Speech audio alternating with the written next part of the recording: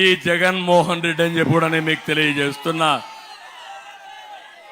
ఎందుకు ఈ మాట వాడుతున్నానంటే ఎప్పుడు కూడా ఈ పార్టీ డిఎన్ఏలో ఉంది శవ రాజకీయం.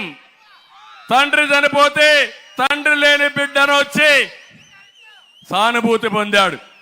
బాబాయిని ఈయనే చంపేసి మా తండ్రి పోయాడు, బాబాయ్ లేడు, ఓటేమని అడిగే పరిస్థితి వచ్చాడు. ఈయన్ని చూస్తే నాకు ఒకటి గుర్తొస్తుంది. పాత రోజుల్లో నాగభూషణం అని ఒక సినిమాలో విలన్ ఉండేవాడు, జ్ఞాపకం తమ్ముళ్ళు.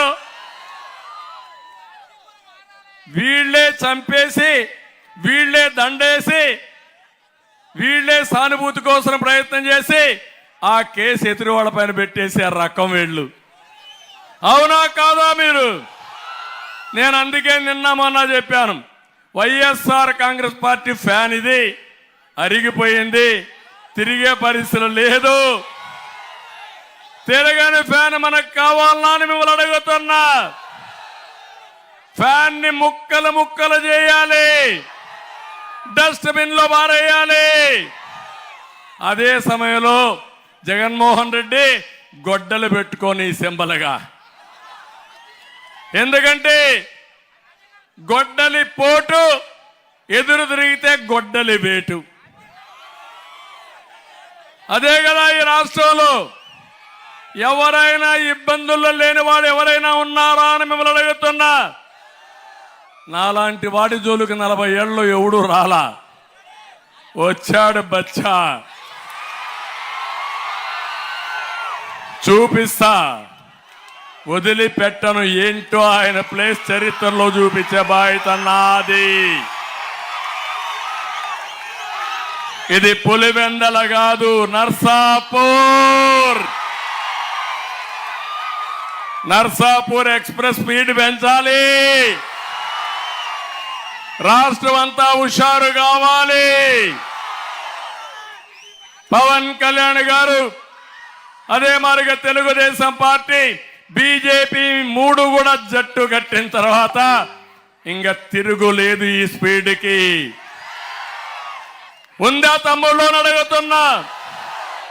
ఈ ముఖ్యమంత్రిని ఒకటి ఆలోచించండి, మా యువత ఉన్నారు ఇక్కడే. తమ్ముళ్ళు, హుషారైన యువత. ఉద్యోగాలు వచ్చాయా? జాబ్ క్యాలెండర్ పెట్టాడా? మెగా డిఎస్సి వచ్చిందా?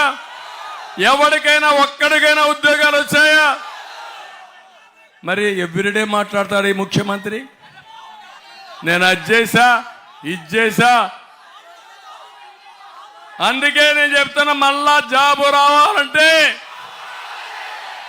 రావాలంటే ఎన్డీఏ రావాలి, పరిశ్రమ రావాలి.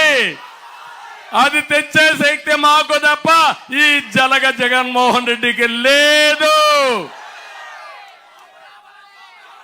తమ్ముళ్ళు, 14-19లో పరిశ్రమలు వచ్చాయా లేదా? ఉద్యోగాలు వచ్చాయా లేదా? డిఎస్సి పెట్టామా లేదా? ఈరోజు అలాంటి రాష్ట్రంలో మిమ్మల్ని చూస్తా ఉంటే దేశంలోనే 24% అన్ఎంప్లాయ్మెంట్ ఉండే రాష్ట్రం మన రాష్ట్రం. ఇంకో పక్క, అందుకే నేను చెప్పాను, రేపు భవిష్యత్తులో 20 లక్షల మందికి ఉద్యోగాలు ఇప్పించే బాధ్యత మాది.